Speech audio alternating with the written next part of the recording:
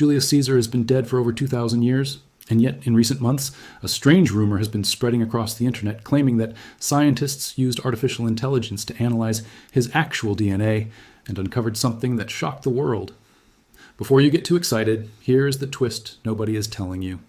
Caesar's body was cremated on a funeral pyre in the Roman Forum in 44 BC, which means there is no bone, no tooth, and no blood sample sitting in a lab anywhere on Earth that belongs to him directly. So how exactly are researchers talking about his genetic code at all? The real story is even stranger than the myth, because scientists and AI systems have found a completely different way to reconstruct the genetic shadow of the most famous man in Roman history, and what they pieced together says as much about the hidden machinery of ancient power as it does about biology itself. To understand what is actually happening, you first need to understand why Caesar's DNA became such an obsession for historians and geneticists in the first place. Caesar was not just a general and a politician. He was the founder of a dynasty, even though he never held the title of emperor himself. His adopted heir, Octavian, became Augustus, the first true emperor of Rome, and from that single act of adoption, an entire imperial bloodline emerged that would rule the ancient world for generations. If you could trace the biological thread running through Caesar, Augustus, and the emperors who followed, you would essentially be holding a genetic map of the family that shaped Western civilization. That is an irresistible target for modern science, and it explains why researchers have spent years trying to find a workaround for the fact that Caesar's own remains no longer exist. The workaround came from a discipline that blends classical genealogy with population genetics, and more recently, artificial intelligence. Instead of digging up Caesar himself, researchers turned to something we do actually have. We have detailed Roman genealogical records showing who married who had children with whom, and how bloodlines split and merged across the Julio-Claudian family. Using these historical family trees, scientists have started applying the same logic used in modern DNA inheritance mapping, tracing two very specific types of genetic material that pass down in predictable patterns. The first is mitochondrial DNA, which is inherited only from the mother and passed down through the maternal line generation after generation. The second is Y chromosome DNA, which passes almost unchanged from father to son down the male line. Neither of these requires Caesar's actual remains. They only require knowing his verified ancestors and descendants, and Roman record keeping, obsessive as it was about lineage and family honor, gave researchers exactly that. Independent researchers building genetic charts of the Roman imperial family discovered something remarkable when they mapped this out. Caesar's mother, a noblewoman named Aurelia, passed her mitochondrial DNA down through an unbroken chain covering 6 generations of the Julio-Claudian dynasty. That same maternal genetic thread connected Caesar himself, his adopted successor, Augustus, and later emperors including Claudius, all sharing a traceable biological link across more than a century of Roman rule. On the paternal side, Caesar's Y chromosome lineage has been tentatively connected through his relationship with Cleopatra, and their son, Caesarion, creating a second genetic chain historians have tried to reconstruct using the same family tree logic. None of this involved digging up a body. It involved treating Roman genealogy itself as a kind of ancient data set and using modern computational tools to fill in the biological blanks that historical records left behind. This is where artificial intelligence actually enters the picture, and it is a far more interesting role than simply sequencing a sample in a lab. AI models trained on population genetics can take fragmented genealogical data, cross-reference it against known patterns of Y chromosome and mitochondrial inheritance, and generate probability models for what a historical figure's genetic markers likely looked like even without a physical sample. Researchers have used these computational approaches to model which broader genetic haplogroup, essentially a genetic family branch shared by thousands of unrelated people alive today, most likely matches the Julian clan that Caesar belonged to. Some analyses point toward haplogroups associated with early Italic and Latin populations, tying Caesar's ancestry to the deep prehistoric roots of the peoples who first settled the Italian peninsula thousands of years before Rome existed. It is not a certainty, and researchers are careful to describe it as a probabilistic reconstruction rather than a hard genetic fact. But it is the closest science has ever come to sketching an outline of Caesar's biological identity. While Caesar's own remains are lost forever, this entire investigation gained enormous credibility from an unrelated but connected breakthrough, actual ancient DNA extracted from other Romans who lived in his era.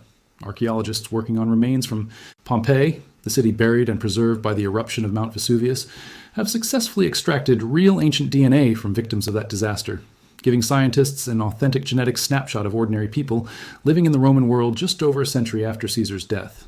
Separately, researchers studying the remains of Roman legionnaires and soldiers from battle sites across Europe have extracted genetic material revealing surprising diversity within the Roman military, showing that the empire's armies were built from a patchwork of ethnic backgrounds far wider than most people assume.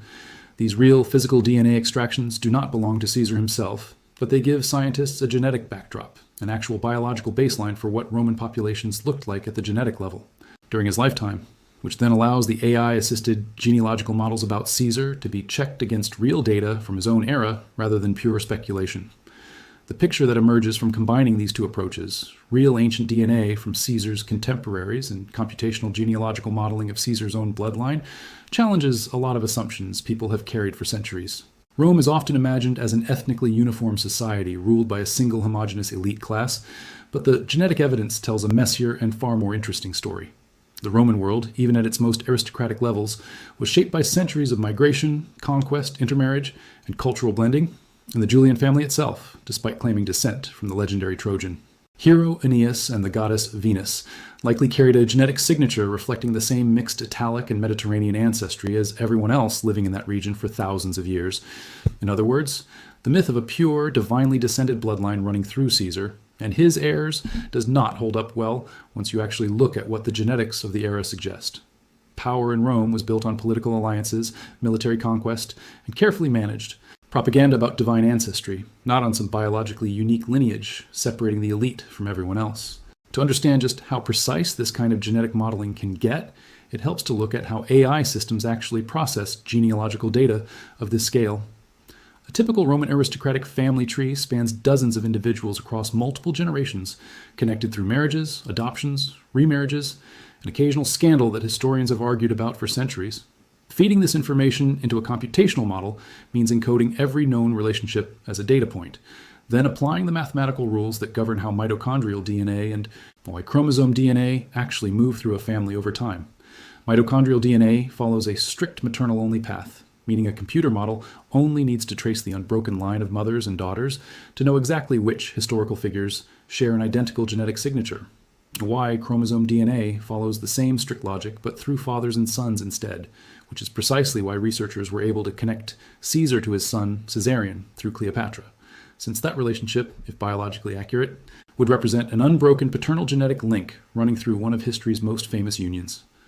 AI models excel at this kind of large-scale pattern tracing, specifically because humans tend to lose track of these threads once a family tree grows past 3 or 4 generations, while a computational model can hold hundreds of relationships simultaneously without losing accuracy. It is worth pausing on the Cleopatra and Caesarion connection specifically, because it represents one of the more emotionally striking threads in this entire investigation. Caesarion, the son Cleopatra claimed was fathered by Caesar, was executed as a teenager on the orders of Augustus shortly after the fall of Egypt, largely because a living biological son of Caesar represented a direct threat to Augustus's claim to power through adoption alone. If Caesarion had survived and had children of his own, an entirely separate Y chromosome lineage from Caesar would exist today, completely independent from the adopted imperial line that actually went on to rule Rome. Historians have long treated Caesarion's death as a deliberate act of genetic erasure, a calculated decision to eliminate the one person whose bloodline could have overshadowed Augustus's own legitimacy. Modern genealogical modeling brings a strange new dimension to this old tragedy because it allows researchers to at least sketch out what that lost paternal lineage might have looked like, even though the boy who carried it never lived long enough to pass it forward. The methodology researchers use also depends heavily on distinguishing between two very different kinds of ancestry claims, biological descent and dynastic descent, through adoption. Augustus was Caesar's biological grandnephew, but he became Caesar's son and heir through formal adoption, a practice that carried enormous legal and political weight in Roman society, even though it created no actual genetic connection. This means the famous Julio-Claudian dynasty is, from a strict biological standpoint, a patchwork of several distinct genetic lines stitched together through adoption rather than one continuous bloodline, untangling which emperors were genuinely descended from Caesar by blood, and which inherited only his name. And political legacy through adoption has been one of the trickiest parts of this entire reconstruction project. And it is exactly the kind of complex, multi-branching puzzle that computational modeling is suited to solving, since a machine can hold both the biological tree and the legal adoption tree simultaneously, and keep them clearly separated in a way that casual historical reading often blurs together. The improvements in ancient DNA extraction over just the past decade have also changed what researchers believe is possible for figures like Caesar. A generation ago, extracting usable genetic material from remains older than a few centuries was considered extremely difficult since DNA degrades steadily over time and becomes contaminated by soil, bacteria, and centuries of handling. Newer extraction techniques, particularly ones that target tiny, well-protected bone structures like the inner ear region of the skull, have allowed scientists to pull surprisingly intact genetic material from remains that are thousands of years old, including some Bronze Age skeletons far older than anything from the Roman period. This is part of why the Pompeii discoveries mattered so much to the broader Caesar investigation, because they proved that genuinely ancient Roman DNA, not just theoretical models, could be extracted and read with real confidence. Each success with a Pompeii victim or a Roman legionnaire skeleton adds another verified data point to the broader map of what Roman genetics actually looked like, which in turn makes the computational models built around Caesar's reconstructed bloodline more reliable, since they can now be checked against real biological samples from people who lived in his exact historical moment rather than educated guesswork alone. There is also a deeply human layer to this story that often gets lost in the science.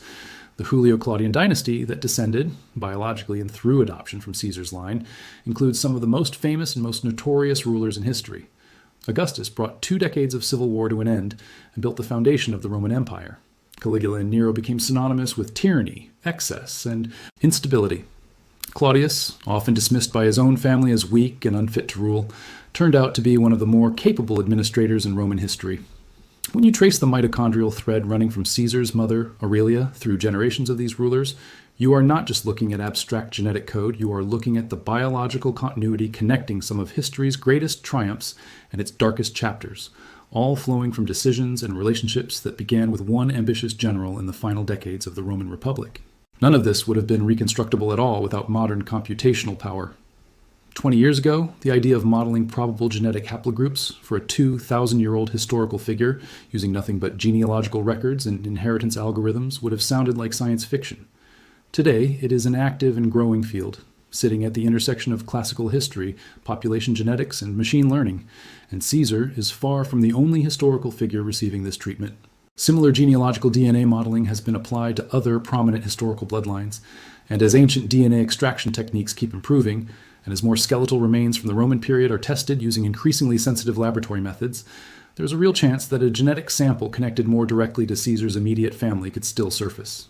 His daughter Julia, his other close relatives, and members of the broader Julian clan were not all cremated, and some burial sites from the late Republic era have not yet been fully excavated or genetically tested.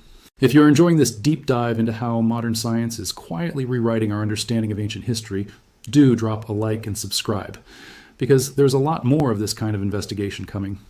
What makes this particular case so compelling is the contrast between the myth and the method. The myth promises a dramatic lab discovery, a hidden vial of Caesar's blood, a secret tomb yielding perfectly preserved DNA. The reality is quieter, but arguably more impressive. A slow, careful, multi-generational reconstruction built from marriage records, inheritance patterns, computational probability models, and genuine ancient DNA pulled from unrelated Roman remains, all stitched together to sketch the outline of a man who has been dead for over 2 millennia. It is a reminder that some of the biggest scientific discoveries do not come from a single dramatic breakthrough, but from patiently combining dozens of smaller pieces of evidence until a coherent picture finally comes into focus. This approach also raises fascinating questions about what else might be reconstructible using the same methods. If scientists can model probable genetic markers for Julius Caesar using nothing but genealogical records and computational inheritance modeling, the same technique could theoretically be applied to other historical figures whose remains have been lost, destroyed, or never definitively identified.